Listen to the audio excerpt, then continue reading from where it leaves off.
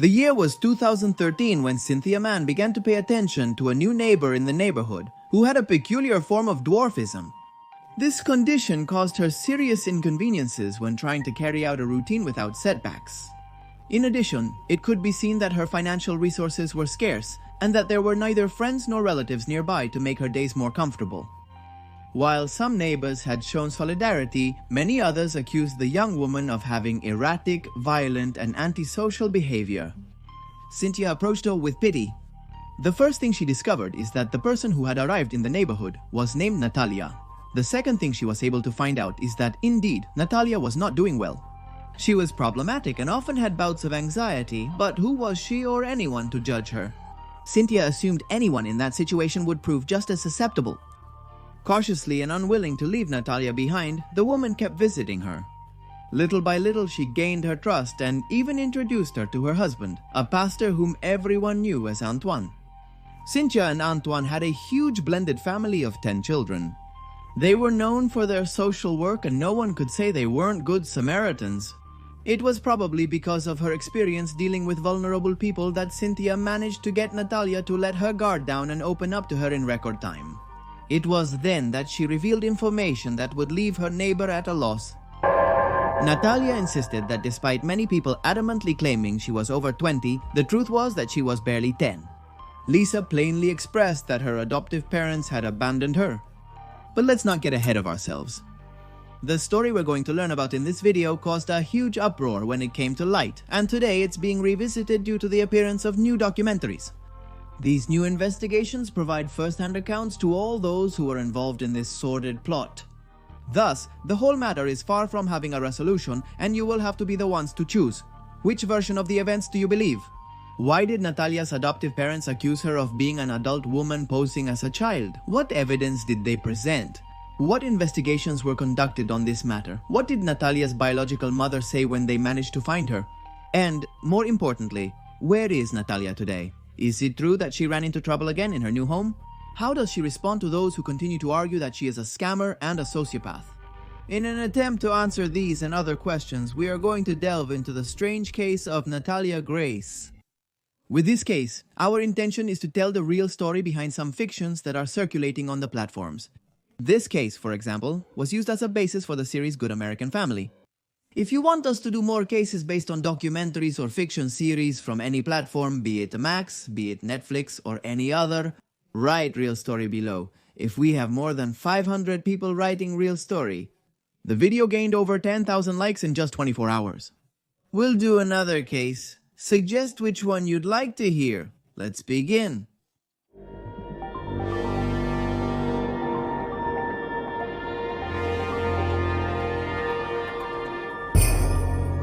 Barnett Expand the Family. By 2010, Christine and Michael Barnett had managed to forge a family that, seen from the outside, seemed happy and brimming with opportunities. The two adults of the clan had studied at Purdue University, had managed to perform as professionals, and had raised 3 children, for whom they professed an immeasurable pride. In fact, one of those children, Jacob, who had been diagnosed with Asperger's syndrome, was an academic prodigy. His understanding of physics and abstract mathematical problems had left more than one teacher astounded, and the Barnetts kept repeating it every time they had a chance. They also hinted, for those who wished to pay attention, at the benefits they had accessed thanks to the prosperous work situation they were going through. This way, their neighbors would know about their 13 TVs or 14 sofas without ever entering their massive home. There was no doubt the Barnetts had the world at their feet. They could imagine trips, afford a vacation home in some paradise destination, or get ambitious and think about how to expand their businesses more and more. But that's not what they chose. At a certain point, the Barnetts decided they wanted to adopt a child who was in a less privileged situation. The decision led to some conflicting positions within the family's innermost circle. Meanwhile, one group believed that the Barnetts were acting with genuine love and were resorting to adoption to expand the circle in which they could provide love and support. Others believed it was just the forced stance of 2 adults who wanted to assume a solidarity and consciousness they didn't actually possess. Without delay or discussion with others, Christine and Michael began executing their plan. That's how Natalia entered their lives. They were far from imagining that this dream family would become the epicenter of a nightmare. Did she find a home? Natalia Grace, born in Ukraine, was nearly abandoned by her mother on doctor's advice within hours of her birth.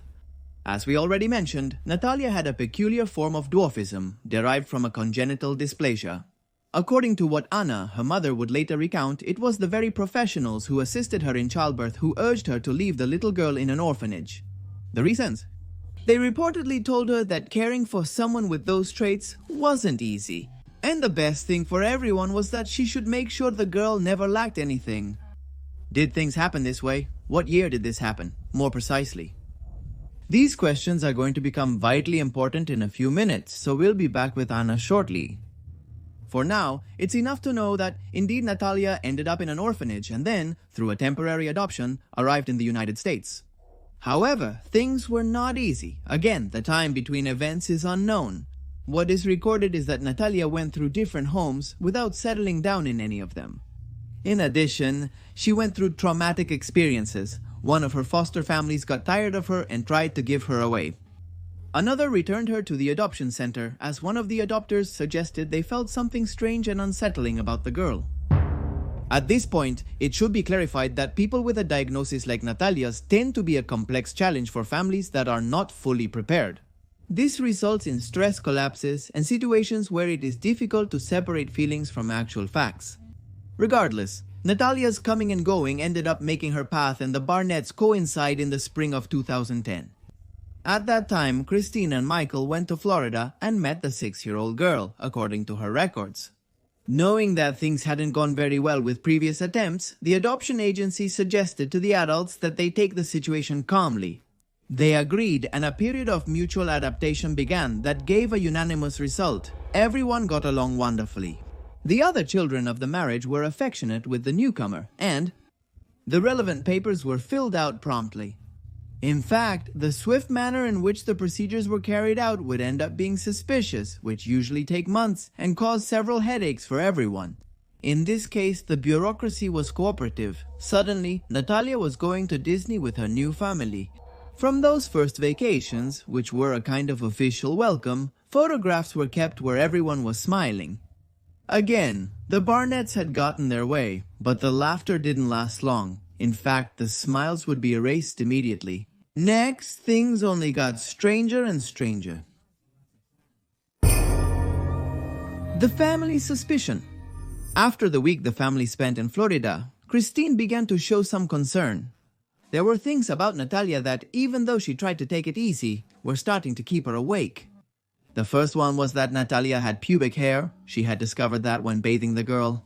Initially, the other one resisted help. Christine was understanding the first few days, realizing the girl might feel modest. However, being someone who is 6 years old, she assumed it would not be wrong to make sure she was cleaning herself properly. When she told her husband about her discovery, they both consulted some websites and spoke with trusted pediatricians. Everyone agreed that the appearance of pubic hair in a person of such a young age was not usual, but it was also not impossible. This calmed Christine down for a few weeks. Then, she believed Natalia was keeping secrets from her. She had seen her hiding things in the trash bag and had seen blood stains on her clothes. Michael heard his wife say that the girl was behaving like this, so they wouldn't know she was menstruating.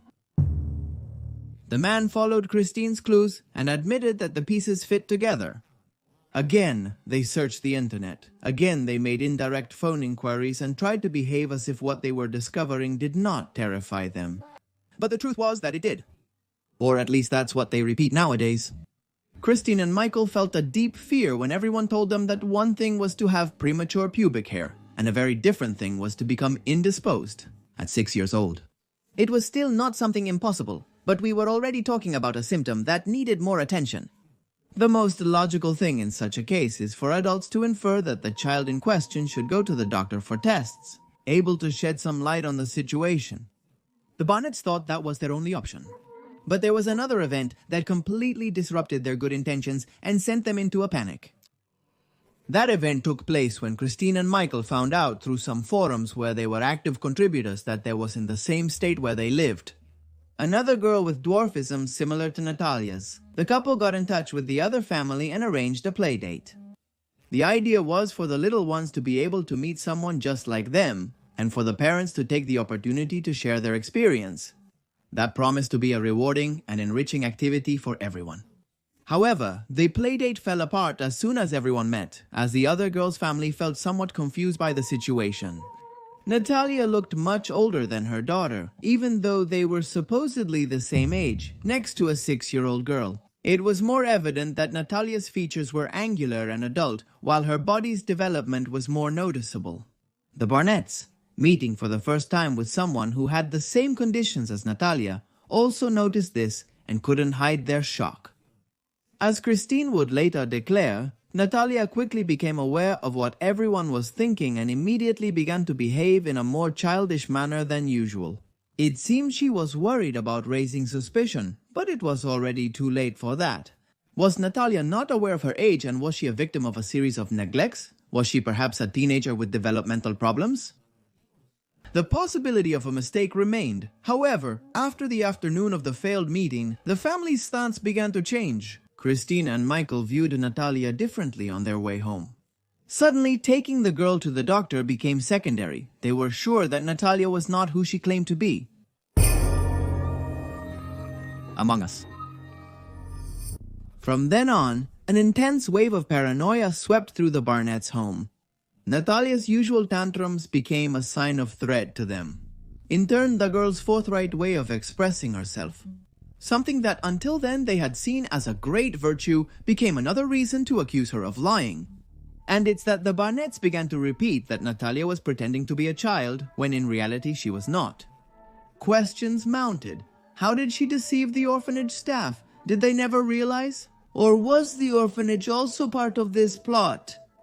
Suddenly, they doubted everything. Christine thought they were living with a psychopath, a belief that was reinforced when Natalia's actions became more and more unpredictable. The woman claimed that on a couple of occasions she had woken up at night to find the girl watching her from the darkness with a knife in her hand.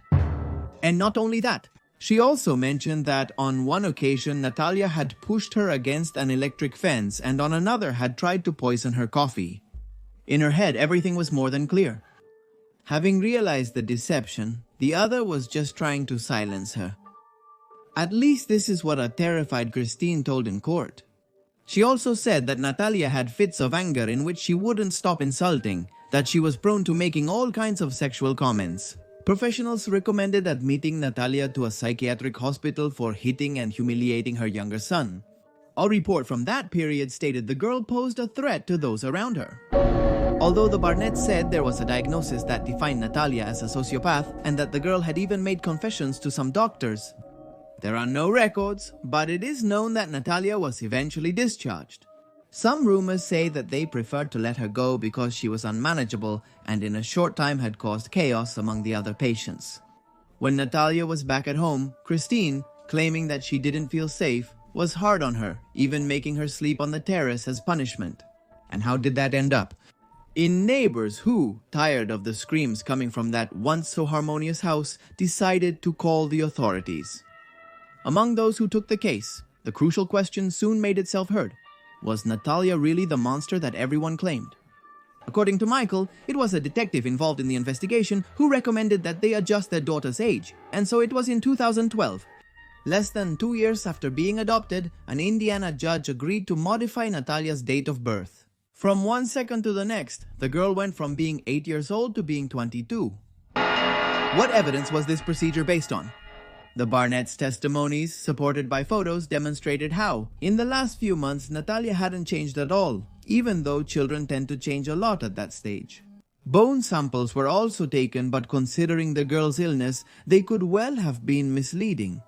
One way or another, Christine finally breathed a sigh of relief. If her adopted daughter was already of age, that relieved her of the responsibility of having to look after her well-being with emotional and financial support. As far as the Barnetts were concerned, Natalia was a scammer who deserved to be left alone. And that's how our story comes back to the beginning. Abandonment of a person. The family didn't waste any time. They packed up Natalia's belongings and set the girl up in an apartment they rented in Westfield. There they left her to her fate. Although in the first few weeks they tried to leave bags of food at her doorstep, Natalia did not adapt to her new environment. She was in an apartment complex with a very close-knit community of neighbors who frowned upon her always quarrelsome attitude. This made the girl become more hostile, and calls to 911 became usual for the residents of that address. Natalia not only berated and threatened others, but she harassed the men who passed by her door. According to reports, she confessed at that moment to having wanted to kill her family. She would have made this statement to scare those who asked her to please respect the rules of coexistence. It's not clear if things really happened this way. What did happen is that the Barnetts found out what was going on. And perhaps, moved by a touch of pity, they went to remove Natalia from that place where they were going to exile her sooner or later. However, taking her to live with them again was not an option. They drove a few more kilometers and lodged her in Lafayette, a city chosen by Christine. What was the criteria? Simple. She considered it to be a poor neighborhood, with people with their own problems, where there would be less chance of Natalia standing out. After leaving her there, the Barnetts moved to Canada, where Jacob was doing advanced studies. What neither Christine nor Michael took into account was the empathy that people can develop regardless of their social condition. Cynthia Mans was especially empathetic. Upon meeting Natalia, the woman immediately offered to help her. As mentioned, she rapidly earned her trust and discovered her whole ordeal one night. At the end of the story, Cynthia took a long pause and then asked Natalia how old she was. Natalia answered her honestly. She said that at this point, she didn't know anymore. The other woman talked to her husband and got legal advice. Did she believe the Barnetts were the villains? In fact, she found the change of age they had made in their adopted daughter's document to be very irregular. Furthermore, they had overlooked something, at best, assuming they were right and Natalia was of legal age. That didn't change the fact that they had committed abandonment, given the girl's disability. Thus, the prosecutors of Tippecanoe County formally charged Christine Michael for neglect of a dependent due to her dwarfism. Then began a series of investigations that would bring new and unexpected twists. Start the investigations. The case received immediate coverage from the media, who did not hesitate to believe in the Barnett's version. The network was filled with terrifying stories about a ruthless woman with dwarfism who had posed as a minor, so that a good family lived a hell. The Mans opposed these narratives from the very beginning and asked the court to annul the age change order. They said the matter deserved another investigation. They also claimed that they wanted to become the legal guardians of Natalia, who then moved in with them. To prove that justice had made a mistake in making this decision, the family spent extensive months conducting DNA analysis and collecting medical evidence. They presented everything to the court once ready. According to those papers, Natalia's birth had occurred between 2000 and 2005, so by that time she was not yet 13 years old. In fact, Cynthia Mans not only accused the Barnetts of lying, but she claimed that she was convinced that Christine had been inspired by the 2009 movie Orphan. To make the ridiculous accusations she had made, Christine laughed at this in court and returned the accusation, emphasizing that the one who was delirious was Cynthia. Determined to get to the bottom of the matter, the Indiana State Police sent 2 detectives to Ukraine. After a strenuous search, the professionals managed to find Anna, Natalia's biological mother. That's when they found the missing answers to decipher the enigma. They first discovered and confirmed that Anna was born in 1979, which disassembled part of what the Barnetts claimed if Natalia was born in 1989, as they never tired of repeating. Her mother would have had to give birth to her at 10 years old, which didn't make sense. On the other hand, they were able to access Natalia's hospital records and confirm that she was born on September 4th, 2003. Other studies show that, although it was not the most common, people with the same diagnosis as Natalia could develop sexually at an early age. This provided a rational explanation for the alleged clues that the Barnetts had used in an attempt to deceive the girl, Michael. And Christine were tried on negligence charges only in 2019 when the mystery was solved. However, they were acquitted.